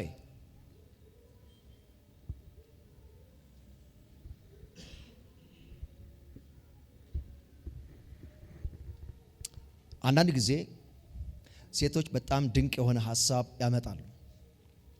ሲያመጡ በመሪነት ደረጃ የሚያመጡ ከሆነ ውድቅ መሆን አለበት። በአጋርነት ደረጃ እንጂ በመሪነት ደረጃ አይደለም። ኦኬ ታረጋለሁ ካላችሁ አሁንም መናፍቅ ነው የምትሆኑት። ምክንያቱም ገና ስለ ወንዶች አልተማራችሁም። ገና ስለ ወንዶች ከመጽሐፍ ቅዱስ አላየንም። ለዚህ ሙሉ መማር የሚጠቅመው ለዛ ነው። ግን ደግሜ እላለሁ የመሪውን ቦታ ሴት ልጅ ከያዘች፣ የረዳትነት ወይም የተመሪን ቦታ ላይ ወንድ ልጅ ከያዘ እዛ ቤት ጥፋትና ጥፋት ብቻ ይቀጥላል።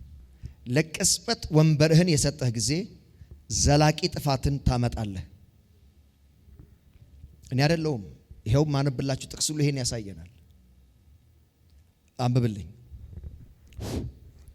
ሶራም አብርሃምን እነሆ እንዳልወልድ እግዚአብሔር ዘጋኝ፣ ምናልባት ከእርሷ በልጅ እታነጽ እንደሆነ ወደ እርሷ ግባ አለችው። በአንድ ጊዜ ሐሳቡ ራሱ ከማን ጋር የሚያጣላ ነው? ከእግዚአብሔር ጋር ባንዴ አይደል? እንደ ሰማይ ከዋክብት እንደ ምናምን የሚለውን እና እግዚአብሔር እንግዲህ ባረከኝ እንትን አደረገኝ አበለጸገኝ የሚለውን ነገር ሁሉ እንዲረሳ የሚያደርግ ዘጋኝ አለች። እሺ አብርሃምም የሶራን ቃል ሰማ። አብርሃምም በከነዓን ምድር 10 ዓመት ከተቀመጠ በኋላ የአብርሃም ሚስት ሶራ ግብፃዊት ባሪያዋን አጋርን ወስዳ ለባሏ ለአብርሃም ሚስት ሆነው ዘንድ ሰጠችው ይላል። ስለዚህ አብርሃም ከአጋር የወለደው ምን እንደሆነ ታውቃላችሁ? ደግሞ በጣም በጣም በጣም እጅግ በጣም ምድር መሸከም የማትችለው ነገር ምንድነው? በጣም ምድር ልትሸከም የማትችለው ነገር ባሪያ የመቤቷን ስፍራ የወሰደች ጊዜ፣ ሰራተኛ ከመቤትየዋ ባልጋ የተኛች ጊዜ አለቅ አከተመ።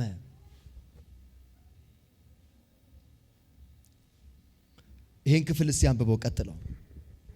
መጽሐፍ ቅዱስ ባሪያ የመቤቷን ስፍራ የያዘች ጊዜ ምድር መሸከም አትችልም ማለት ባይዘው። ቢ ኬርፉል። በኦንላይንም ተከታተሉ ሰዎች ቀጣይ ዘመናችሁን ሰላም ማድረግ ከፈለጋችሁ ይሄ በጣም ወሳኝ ጉዳይ ነው። የመቤታችሁን መኝታ ከባሪያይቱ ጋር የተጋራችሁ ጊዜ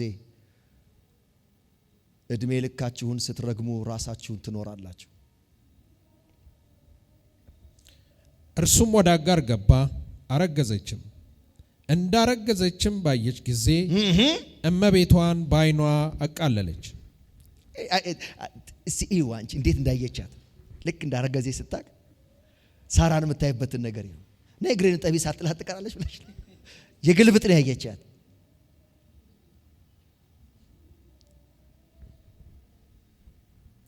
ያው ሰለሞን ብዙ ሺህ ሴቶች ስለሚያውቅ አንዳንድ የሚጽፋቸው ነገሮችን በደንብ ማየት ጥሩ ነው አይደል? እና ሌላ በሴት የረከሰ ማን ነው? ሰለሞን ራሱ። አንደኛ ነገሥት ምዕራፍ 11 ከ1 እስከ 8 አናነበውም ግን በመጽሐፍ ቅዱስ ለእግዚአብሔር ቤተ መቅደስ የሰራ ሰው ማን ነው? አንደኛ ነገሥት 11 ከ1 እስከ 8 ለእግዚአብሔር ቤተ መቅደስ የሰራ ሰው ማን ነው? ሰለሞን ነው። ሰለሞን ለእግዚአብሔር መቅደስ ሰርቶ ብቻ አላቆመም። ነገር ግን በኋላ ላይ ብዙ የአሕዛብ ሴቶችን አገባ። መጽሐፍ ቅዱስ ምን ይላል? ወደ በእነዚህ የአሕዛብ ሴቶች ፍቅር ተነደፈ ይለናል። እና በዚያ ነው ያበቃው አይደለም። እነሱ ፖሰስድ አደረጉት፣ አረከሱት። ስለዚህ በኮረብታ ላይ ለእያንዳንዳቸው አማልክቶች መስገጃና የመስዋዕት ስፍራ ሰራ ይለናል። በሴት ረከሰ ማለት ይሄ ነው። በሴት ረከሰ ማለት ይሄ ነው። የመስገጃን ስፍራ ሁሉ ሰራ ይለናል። በጣም አደገኛ ነገር። በሴት ያደረከሰ አንድ ሰው አለ። እግዚአብሔር ዙፋኑን እስከ መጨረሻ ያጸናለት ዳዊት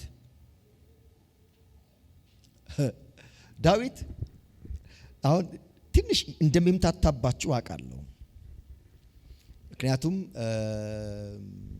ዳዊት የኦሪዮን ሚስት ጋር ተኝቷል ምናምን በሚል እኔ በሴት መርከስ የሚለውን በደንብ የሴት ሐሳብ ፖሰድ ሲያደርግባችሁ ማለት ነው። ሁለተኛ ሳሙኤል 6 ከ20 እስከ 23 ዳዊት በእግዚአብሔር ታቦት ፊት ለፊት እየዘለለ በሚያመልክበት ጊዜ እርቃኑ መለመላው ይታይ ነበር እና ሚልኮል አየችውና ሲመጣ ወደሱ ጠጋ ብላ ንጉሥ ኀፍረተ ሥጋውን በሕዝቡ ፊት ያሳይ ዘንድ ይህ ክብር ነውን ብላ ነቀፈችው። የዳዊት መልስ ምን ነበረ? ታየ እንዴ? ኦኬ ፓንት አለበስኩ ነበር እንዴ ምናምን አይደለም አይደል? ምንድን ነው ያለው? ከእረኝነት አምጥቶ ካንቺ ቤተሰቦች ስልጣንን ወስዶ ለዚህ ያበቃኝ እሱ ነው። አሁን ከሆንኩት በላይ እሆናለሁ። አልረክስም አለ። ሃሌሉያ። ስለዚህ ዛሬ የኤልዛቤል ጫና ከትዳራችሁ ላይ የተሰበረ ይሁን። ከቤተ ክርስቲያን ላይ የተሰበረ ይሁን።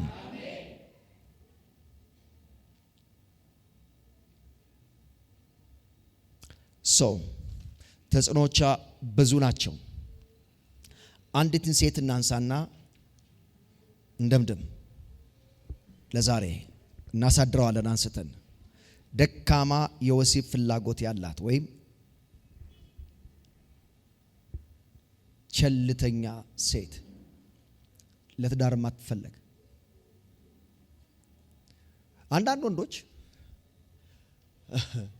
በጣም ተታለዋል በብዙ ሴቶች። ሴቶቹ መጀመሪያ ላይ ፓስተሩን መጥተው ጌታ ባንድ ይሰጠኝ ጸልይልኝ ይላል። ጾም ጸሎት ይዘው እግዚአብሔር ሆይ ለኔ የሚሆን ምንከባከበው ምወደው ባልሰጠኝ ይላል። እንደዛ አልቅሰው የተቀበሉትን እና ሰውየውን ደግሞ እኔ አንተን ያገባው ቀን ንጉስ ነው ማድረግ በፊትህ እንደ አንድ ጥጃ እዘላለሁ እኔ ያለው አይደብርህም ሁሉ ጊዜ አንተ ለማስደሰት ዝግጁ ነኝ በሚል መንፈስ ትገባና ነገር ግን ርቆ እስኪሄድ ድረስ በመኝታ ቤቱ ታጠቃዋለች። የታልኩኝ እናንተ አሁን እኔ እሷ አጥቅታኝ ስትመጣ አንተ የምታውቀው ነገር አለ? ፊቴን አይተህ ደብሮታል ብቻ ነው የምትለው። በጥፊ ትምታኝ ማትረባ ምናምን ትበለኝ ምን ታውቃለህ? ብዙ ሰው ብዙ ወንዶች በመኝታ ቤታቸው እየተገፉ እየተጠቁ ይኖራሉ። በሰነፏ ሴት፣ በቀዝቃዛዋ ሴት፣ በየትኛውም ሌቭል ሆኜ በጣም አክቲቭ የሆንሽ የወሲብ ፍላጎትሽ ጤናማ የሆነ ሁልጊዜ ባልሽን ለማስደሰት ጥሩ ስሜት ያለሽ ንቁ እና አእምሮሽን በዚህ የበሰለ ሴት ሁኚ። ችግር የለው። በጣም ፈጣን በሆነ ሁኔታ ቀዝቃዛ ሴት የምትሆኝበት አጋጣሚ እንዳለ ግን እነግርሻለሁ ዛሬ። ስለዚህ እዚህ ትምህርት አንዱ ነገር የፈረሱትን ነገሮች ማስተካከል ነው።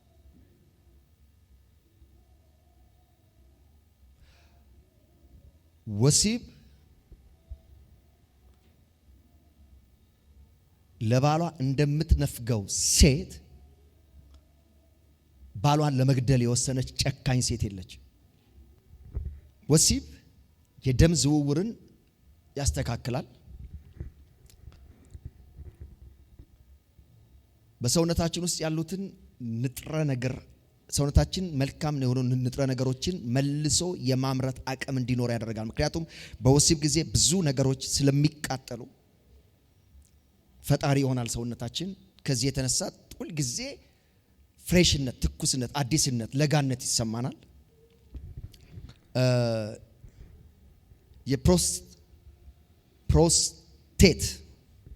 ፕሮስቴት የሚባል ካንሰር አለ። የፕሮስቴት እጢ ሲጨምር ማለት ነው። ፕሮስቴት ይባላል ካንሰሩ።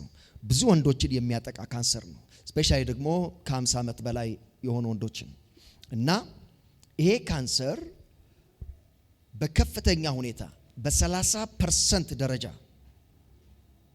ከሌሎች ወንዶች በዚህ ካንሰር የመጠቃት እድላቸው አነስተኛ የሚሆነው በትዳራቸው ውስጥ በወር ከ20 ጊዜ በላይ ወሲብ የሚፈጽሙ ወንዶች ናቸው። አሁን ጤናማ ሚስት መሆንሽና ለመሆንሽን ቼክ አድርጊው።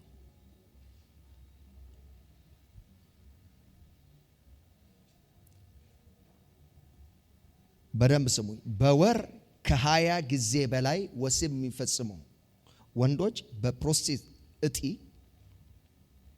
የመጠቃት እድላቸው ከሌሎቹ በ30% ዝቅተኛ ነው። ስሜታዊ፣ ስለ ልቦናዊ ወዘተ ጥቃቶች ተውት። ይሄ ብቻው ለዚህ ምሳሌ የምትሆን አንዲትን ሴት ከመጽሐፍ ቅዱስ እናንብብና በይደር እንለፈው። ለማሰላሰል ይጠቅማቸዋል። የተገፋ ባል ወደ ቤቱ እንዲመለስ፣ ቀዝቃዛዋ ሴት በትምህርት ወደ ንቃቷ እንድትመለስ። ባይዘው እንደዚህ አይነት ነገሮች ባዮሎጂካል ኬዝ ይቻላል፣ ስለ ልቦናም ኬዝ ነው።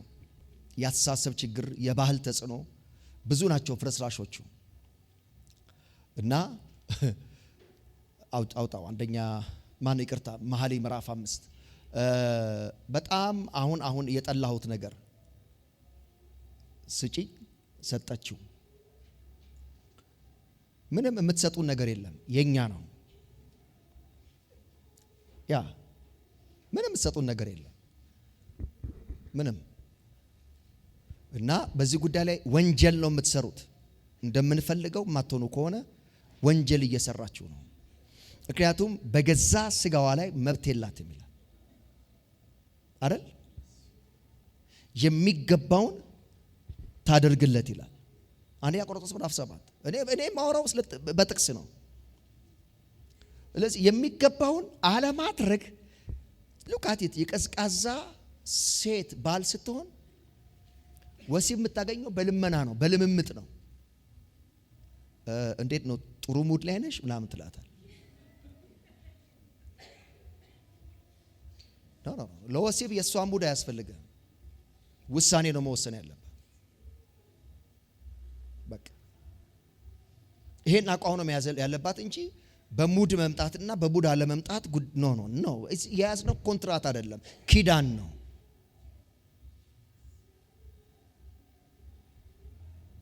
አንብበው። that's why hard ነው የዘንድሮ ትምህርት ብያለሁ። ገና ብዙ ነገር እናነሳለን። የወንዶቹ ላይ ጠብቁኝ እሺ።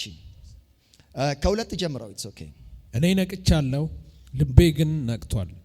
የውዴ ቃል ነው እርሱም ደጁን ይመታል። መኃልየ ምዕራፍ 5 ቁጥር 2 ጀምሮ ነው እያነበበ ያለው። እሺ እርሱም ደጁን ይመታል፣ ያንኳኳል። እህቴ ወዳጄ እርግቤ መደምደሚያዬ፣ እሺ መደምደሚያዬ ሆይ እኔ ትላለች አንዳንድ ሴት እንደዚህ ማቆላመጥ ነገር ዛሬ እንትን አሰኝቷል መሰለኝ። አንተ እኔ ጥሩ ነገር የምጠራኝ እንዲህ እንትን ስትል ነው። ይቀርብሻል ሳቅ።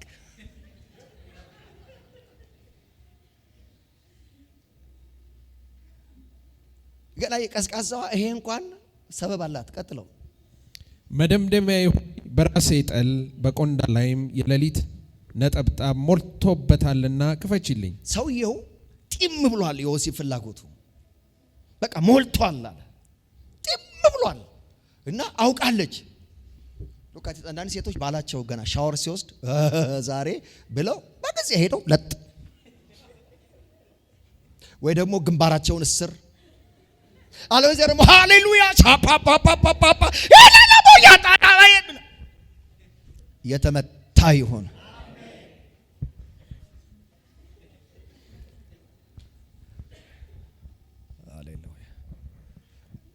ምን ብሏል አለ? ሞልቷል። ጢም ብሏል። ሰውየው ጢም ብሏል። እሺ ቀሚሴን አወለቅኩ፣ እሷ ግን ሰበብ ታመጣለች። እንዴት ለብሰዋለሁ? ቀሚሴን አውልቄያለሁ፣ እግሬን ታጠብኩ፣ እንዴት አሳድፈዋለሁ? እንዴ እግሬን ታጥቤያለሁ፣ እንደገና እየረገጥኩ ሄዳለሁ፣ እግሬን አሳድፋለሁ። ሰበበኛ። ዋናው ጉዳይ ግን ቅዝቃዜ ነው፣ ቸልተኝነት ነው፣ የሚገባትን አለማድረግ ነው፣ መክሊት መቅበር ነው። መክሊት የቀበሩ ደግሞ ሰዎች ምን እንደሆነ አይታችኋል። መክሊት የቀበረው ሰውዬ ለምንድን ነው መክሊት የቀበረው? ሰነፍ ነው። እና ደግሞ ሰውየውን ጌታውን በተሳሳተ መንገድ ነው የተረዳው። ያልዘራህበት የምታጭድ አይደል? ያለፈውን የምትወስድ ጨካኝ እንደሆንክ ይላል። አያሽ ለቅዝቃዜ አንዱ ባህልሽን ሚስ አንደርስታንድ አድርገሽ ነው በዚያ ሁኔታ ውስጥ የምትከችው። ለምንድን ነው በተሳሳተ ሁኔታ የምትረጀው? በቃ ሞልቷል ማለት ሞልቷል ማስተናገር ነው።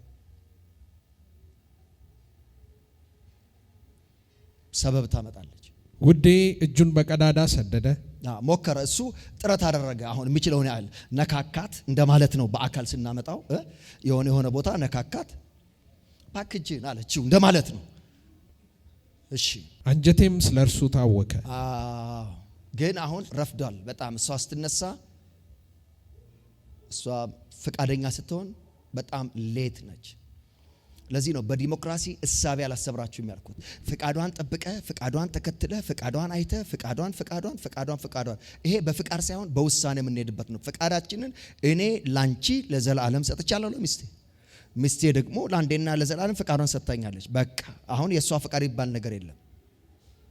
እኔ በእሷ ላይ ባለ መብት ነኝ፣ እሷ በሌላ ላይ ባለ መብት ነች። ግን ሺስ ሌት ተነሳች። ቀጥለው ለውዴ ከፍትለት ዘንድ ተነሳው። እሺ እጆቼ በደጅ መወርወሪያ ላይ ከርቤን አፈሰሱ፣ ጣቶቼ ፈሳሹን ከርቤ አንጠባጠቡ። ኦልሬዲ ሂዝ ዴድ። አሁን ስሜቱ ሞቷል። አሁን እሱ እሺ ቀጥል። ለውዴ ከፈትኩለት፣ ውዴ ግን ፈቀቅ ብሎ አልፎ ነበር። ሞቷል። ባደረገችው ነገር በሰጠችው ሰበብ ሂዝ ዴድ። ስለዚህ ሄደ። አሁን እንደገና ፍለጋ ሄደች። እሱ ርቆ ነው ሄደው፣ ርቆ ሄዷል። አንዳንድ ሴቶች ባላቸውን አሳልፈው ለሌላ ሰው ይሰጣሉ። ባላቸውን ሊያጠቁ ከሚችሉ ሴቶች ጋር ጭምር የሚመካከሩ ሴቶች አሉ። እሱ እንዲህ አይነት ባህሪ አምጥቷል፣ በዚህ ገብቷል፣ በዚህ ወጥቷል፣ አሳልፈሽ እየሰጠሽው ነው። ይህን ክፍል ዝም ብላችሁ አንብቡት። የጽዮን ቆነጃጅቶች ነይ እስቲ ምዕራፍ 6 ቁጥር 1 ላይ አንብበው። ሄዳ ለጽዮን ቆነጃጅቶች ታወራቸዋለች። እነሱ እዚህ ጋር ነው ያየነው አይደለም ያሏት፣ አብረን እንፈልገው አሏት። ውዷን ሊጋራት ነው። ቀጥለው 6:1 አንቺ በሴቶች ዘንድ የተዋብሽ ሆይ ካንቺ ጋር እንፈልገው ዘንድ ውድሽ ወዴት ሄደ አሉና አብረን እንፈልገው። አይ አሁን እሷ አንቺ የተዋብሽ ምናምን ሲሏት ደስ አላት እኮ። ያጫወቱ ነው፣ ያገነኑ ነው ካጠገብሽ ልፍ የሚያደርጉት። ስለዚህ በጥንቃቄ በአግባቡ ትኩስ ሆኖ ግለት ባይዘወይ ተፈጥሮ ራሱ ሙቀትን ለወንድ ልጅ ሳይሆን ለሴት ልጅ የሰጠው።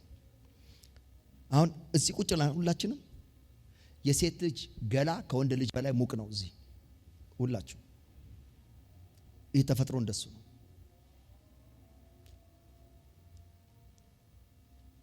ሃሌሉያ። የመጀመሪያ ቀን ጥሩ ነው። ደስ ብሏችኋል? ወንዶች ናቸው። እህቶች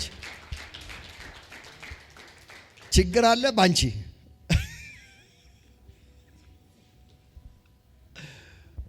እህቶች ደስ አላላችሁ? ማወራው እኮ በአብዛኛው መጽሐፍ ቅዱስ ላይ ያሉትን ሐሳቦች ነው። ጎሽ ቴንክ ዩ ደስ ስላለሽ። መጽሐፍ ቅዱሳዊ ሐሳብ ነው። ትዳራችሁን ለመፈወስ በገዛ እጃችን ትዳር ይኸውላችሁ። ይሄ በየመንገዱ በየእንትኑ ተምረናል፣ አውቀናል፣ ገብቶናል፣ ምን ብለናል እያሉ የሚያወሩትን ሰዎች እየሰማችሁ አትፍረሱ። እንደገና በእግዚአብሔር ቃል መርህ መሰረት ተመልሰን እንሰራ። አሜን። ቆመን እንጸልይ። ለባለትዳሮች እድል እሰጣለሁ። እጆቻችሁን አንስታችሁ ሁላችንም እጆቻችንን እናነሳለን። ባለትዳሮች ግን ከተማራችሁት ነገር የተነሳ የተፈጸመው የትኛውን በደል ቢኖር ለ30 ሰከንድ እድል እሰጣለሁ። እጃችሁን አንስታችሁ ጌታ ሆይ በዚህ በተማርኩት መንገድ በፊት ንስሐ ገባለሁ። ስለዚህ ነገሬ ምህረትን አድርግልኝ። እዚህ ጊዜ ጀምሮ ላስተካክል በፊት ቃል ገባለሁ። አንተ ደግሞ ጸጋውን ስጠኝ ብላችሁ ንስሐ ግቡ። በዚህ ውስጥ ባይዘወይ ወንድሞችም ብዙ ነገር ይማራሉ። ለዚህ ወንድሞችም እንደዚሁ ራሳችሁን አድሱት፣ ንስሐ ግቡ።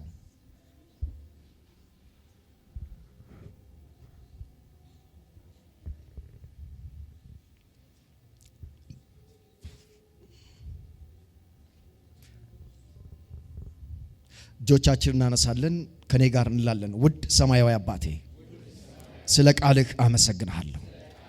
ከዚህ ሰዓት ጀምሮ በመጣው ቃል መሰረት ነፍሴን አነጻለሁ፣ መንፈሴን አድሳለሁ፣ ምህረትንና ይቅርታህን እጠይቃለሁ። መንገዴን እንደ ቃልህ አጸና ዘንድ ራሴን እለውጣለሁ። በጌታ በኢየሱስ ስም በቀድሞ አስተሳሰቦቼ ወደ ግል ህይወቴ ወደ ትዳሬ የጠራኋቸው ክፋቶችና እርግማኖችን አባራለሁ። በኢየሱስ ስም ልቀቁኝና ሄዶ እግዚአብሔር ሆይ ስለዚህ ቀን አመሰግናለሁ። ማንኛውም እዚህ የቆመ ወጣት፣ ጎልማሳ፣ ባለትዳር እንደዚሁም ደግሞ ያላገባ መንገዱን በቃልህ እንዲያነጻ እድል ስለሰጠህ አመሰግናለሁ። ካለፉት ነገራቸውና በደላቸው በክርስቶስ ደም ከቃሉ የተነሳ ነፃ እንደወጡ አውጃለሁ። ከዚህ ቀን በፊት በነበረው ነገራችሁ ላይ ነፃ ሆናችኋል። እንደገና በታደሰ ሕይወት በኢየሱስ ስም ወደፊት ቀጥሉ። አሜን።